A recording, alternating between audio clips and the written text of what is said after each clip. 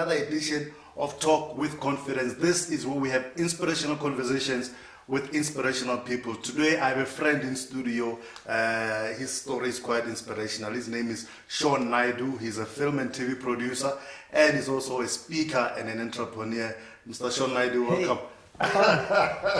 Thank you. Thanks for having me, brother. Yeah, man, thank you for honoring the invite. We're talking of, we actually met about 8 years ago. I was a junior writer at an agency, I won't mention the name. And you were a producer in downstairs at another company. Yeah. And wow, the journey, man. It's been a long journey, but it's been quite fruitful. So it's actually the 9th year. This is the 9th year. So welcome. I feel like shaking your head again. Awesome. Yeah. Who is Shaun Naidoo? Nobody knows. That's the question everybody's trying to answer. I look forward to reading about it. You read the background? Yeah, I'll read it in one of the, I don't know, newspapers or something. They'll tell us. Yeah, but you've been in the film and TV industry for about 15 years, but your journey didn't start there. Where did the journey begin? The journey began, one never knows whether you track it back to the earliest of days in childhood or whatever. But I think for me, it really did begin when I failed matric in 1997. That was a big moment.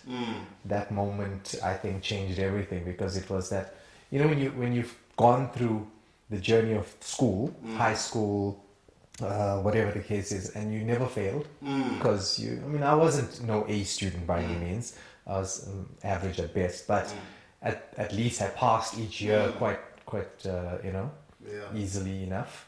And when I got to matric, it was a bit of rebellion against the power, parents, and all of these people. Authorities. Yeah, the authorities. Girlfriend issues and all that. You don't let me see the girl, I won't go to school kind of nonsense.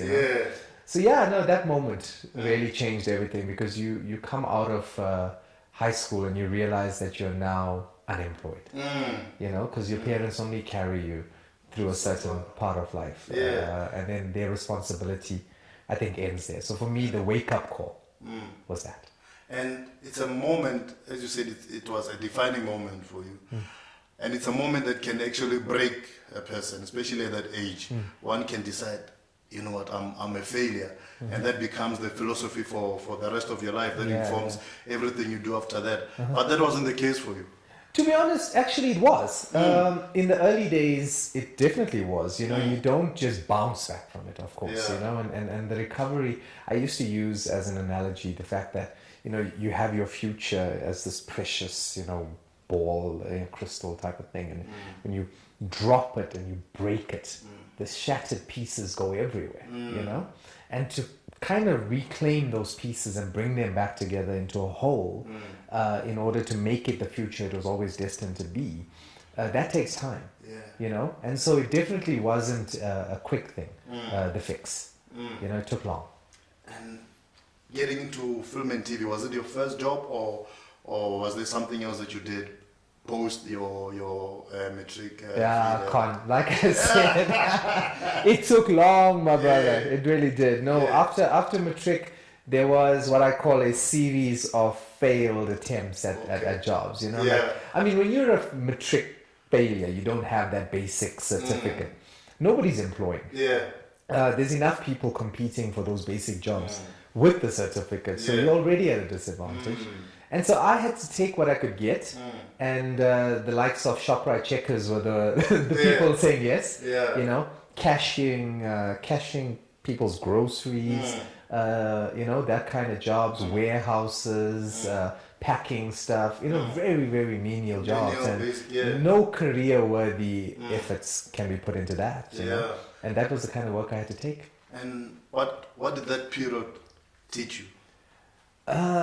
It kind of taught me, to what I was not built for. Let's put it that way. If there's anything that you can learn from a situation like that, yes, I can ring up somebody's groceries, so that's a skill, I guess. But at the same time, you start to know in your gut, this is not for me. This is not it. Something inside your spirit says, you're bigger than this. Why are you here? You know, I actually I'd started a shift at a factory once at 2:00.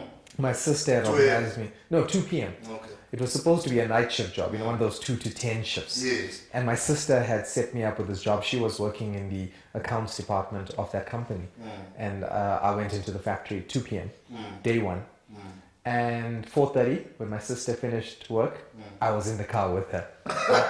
I'm not doing this. This is definitely not for me, you know? So there's those kind of things where you sit in a situation and you think to yourself, no, there's more out there. Despite the fact that I failed, I'm sure. There's bigger and better for me. You know? And I mean, a lot of people find themselves in feeling like that, in that emotional state. But they're not necessarily doing menial jobs. You may find somebody's a chartered accountant and they're feeling like that. Yeah. So what was the journey for you from that feeling and moving to a better place? What was that transition? I think the first thing was to remove myself from the environment that was my hometown, because I was still with a lot of my friends down there. I was in those familiar territories where it was easy to come away from these jobs that I was saying no to, but then sort of find myself back, at the game shop, playing pool and, shooting the breeze, kind of thing. So that was really the kind of thing that I realized I gotta go, and so I moved from Durban to Johannesburg at that point. I was reading your bio and you said, had you passed matric, one of the options that was staring you in the face was becoming a policeman. No, for sure. Straight police academy. So had you passed matric, you would be a cop today? One has to wonder, but let's just say that it was an interesting period of time because I remember so clearly that the South African police force was taking in these kind of candidates, people that had a matric. It was your basic, you had to have matric, and then they were recruiting, and some of my family had set up that they knew someone who could get me recruited, and that was an option. Yeah, it definitely was. Whether I would have stuck to that, I don't know, but so you would have been a Captain Shaun Naidoo. Well, Captain.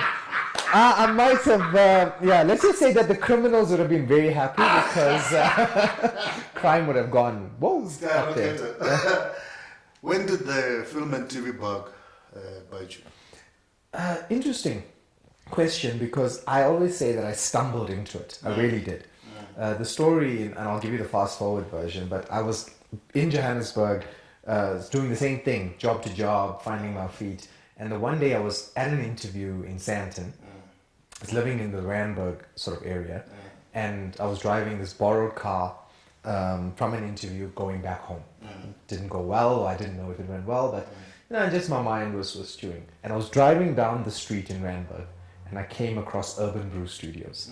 And the only reason I recognized that as a company that did television was because we watch TV and we see those logos at the end. That Urban Brew, like Yo TV, whatever it was. As a kid, you just grew up knowing this logo. Exactly. And so, literally the car turned itself in. I just drove to security and I said, I just need to speak to somebody inside, And I rocked up at reception. I said, hey, if somebody wants to get into this kind of thing and if you had an idea for a TV show, how would you do it? The lady gave me this business card. She said, call the guy and make an appointment. And as I was leaving, I met another woman who was actually kind enough to talk to me for 5 minutes. And when she saw who they referred me to, she was like, no, that guy will never help you. Don't even bother. And she wrote down a name. She wrote down Morgan Naidoo, another guy that ran a smaller production house within Urban Brew. And he changed my life. Wow, man. Yeah, it was literally I took a chance on it. I had no experience. I didn't even think I wanted to do it. And just went and pitched something to him, and he gave me a shot, and the rest is history. Wow. So what was the idea that you pitched? I called it Finally Famous. I suppose fame at that point, when you're young and you think that's what you want, and you think that's what's valuable, Awesome. So I called it Finally Famous, modeled it around some sort of competition style show, Yeah. people coming to be famous, and wrote a 2-page document that he laughed at. Yeah. Was underthought, Yeah. terribly bad in its research,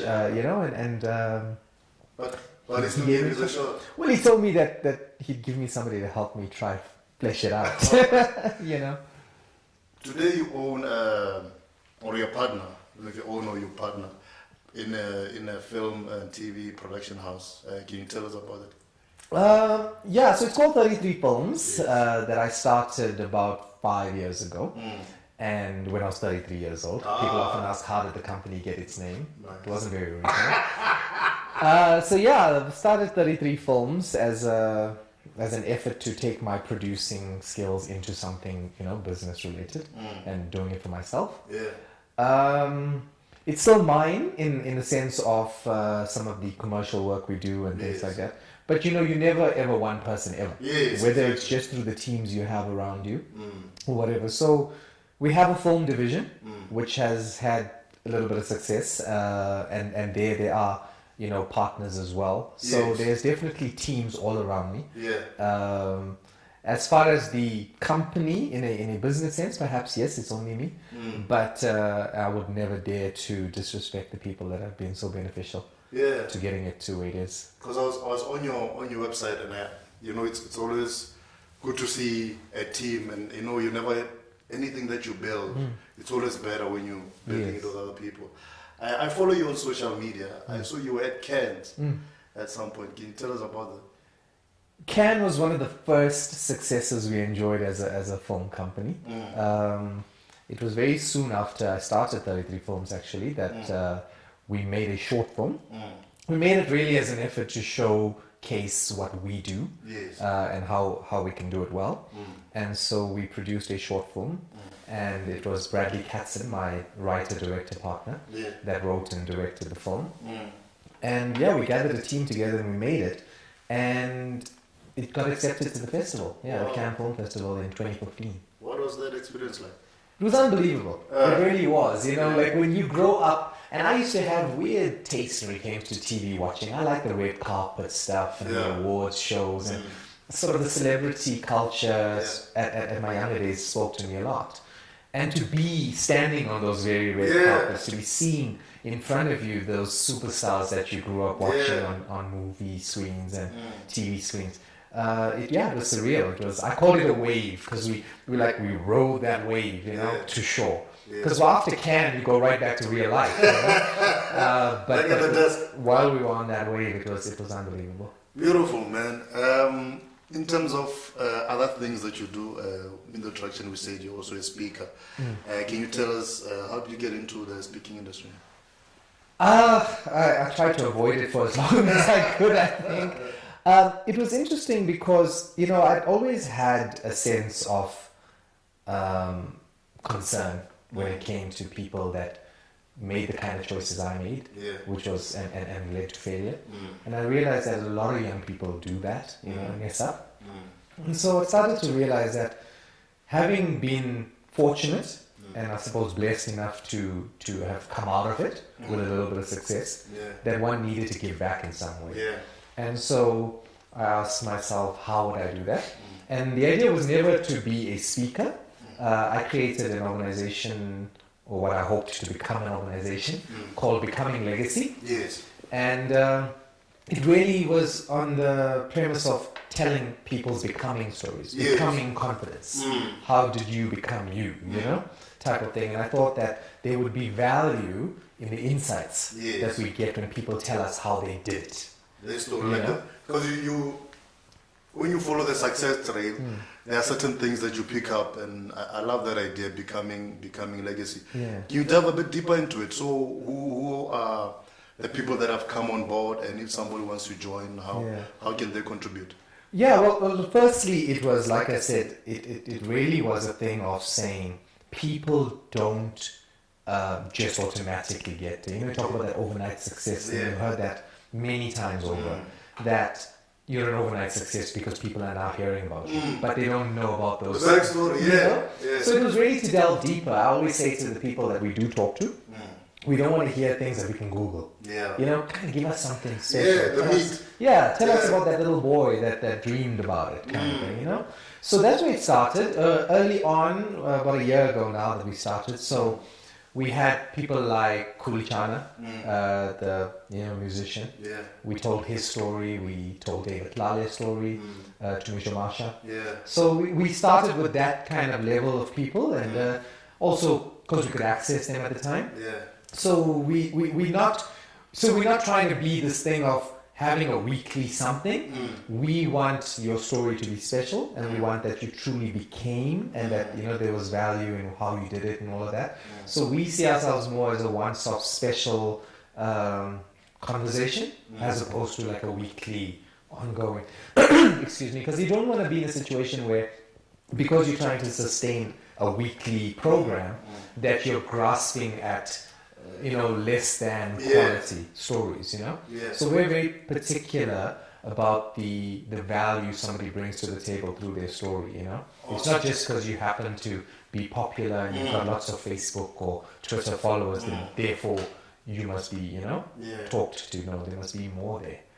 You were hosting a conversation, I'll tell me that way, at one of the tertiary institutions, talking about sexual abuse in the film and TV industry. Can you tell us a bit about that? Yeah, no. So as becoming, we're out there in the schools and universities, and we're talking to young people with a message of hope, with a message of your dreams can come true if you work hard, if you have talent, and you hone that craft.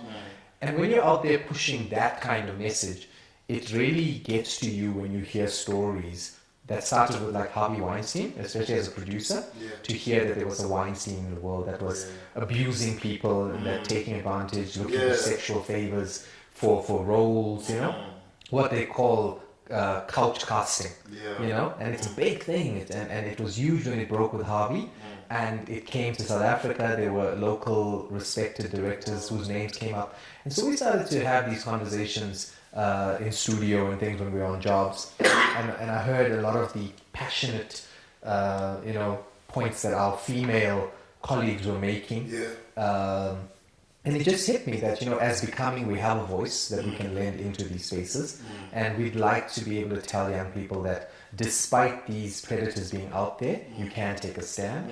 And so we hosted an event at AFTA, a film school in Johannesburg, which we brought together a panel of industry actors and author and different types. It was hosted by Griselda Lewis, which is a SABC journalist, and they just had a conversation to address that in front of a student audience. Beautiful, man.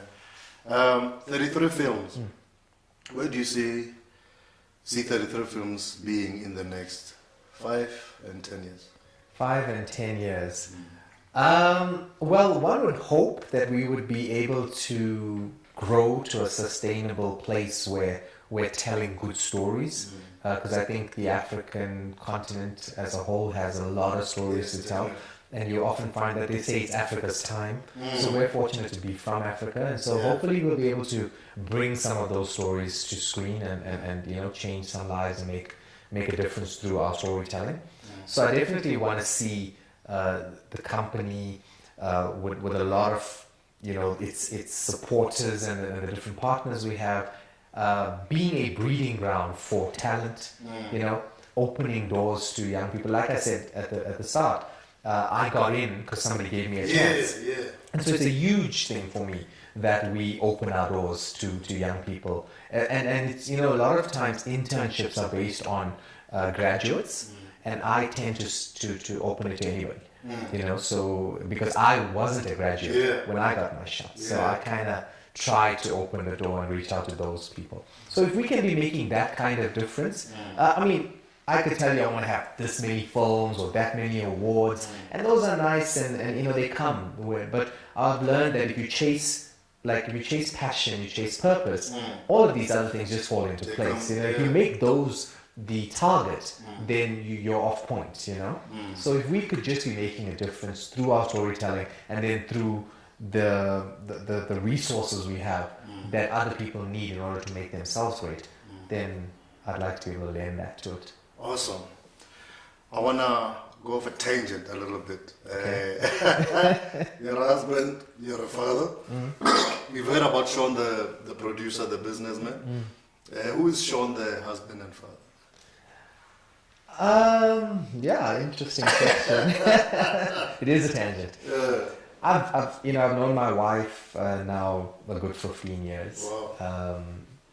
She's been in my life, not as my wife, but in my life. Yeah. You know, so say she's been my Valentine for 15 years, kind of thing. So we've been married 4 years, and we have one beautiful, unbelievable daughter, Alexa.